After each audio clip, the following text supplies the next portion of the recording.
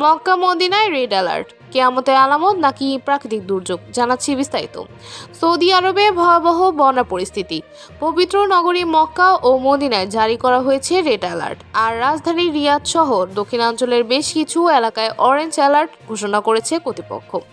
Saudi national metrology centre জানিয়েছে, চলমান নিম্নচাপের কারণে ভারী বৃষ্টিপাত অব্যাহত থাকবে।